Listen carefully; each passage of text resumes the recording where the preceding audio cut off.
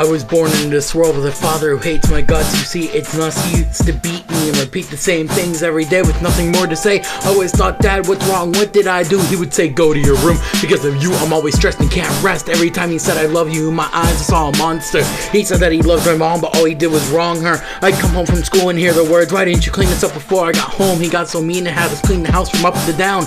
Later in the years, I thought of suicide. I went to hide from him until I met this girl who gave my life a whirl. She made my heart feel whole. She stopped me from falling apart. She helped me through my suicidal times, gave me a reason to live through everything, every season, and wasn't teasing but was being a good friend. Then later next year, I met a girl who I thought loved me forever, but I never wanted me.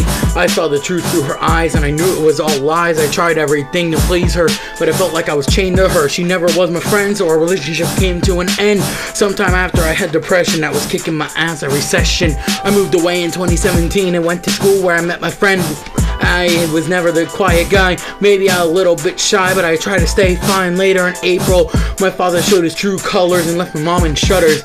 He was a clutter and a waste of space. I raced myself and tried to set a pace for a new face. I soon went into a relationship with a girl I thought gave a damn about me, but man, she cared for a little bit and then she left me with more questions than answers. Remember in December when you promised you loved me, Emily? Well, I can tell that you really didn't. You cheated on me and let the fight get heated while I was seated. I'm no longer needed, but I heard that was made clear.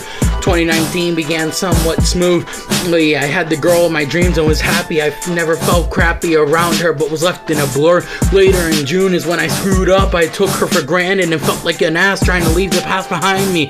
I'm sorry, I messed up and pressed your buttons and started shutting my mouth. I hope I prayed that she would stay, but it didn't end that way. I went back to cutting and shutting everyone out. I don't know what I was about to do, but I kept hurting myself and blurting words to be heard. I fucked up and wish I could go back in time and stop myself before I commit the crime. I broke her heart and tore her apart, wasn't knowing where I was going, standing at the bridge thinking of jumping and bumping into rocks and hoping to knock my head in.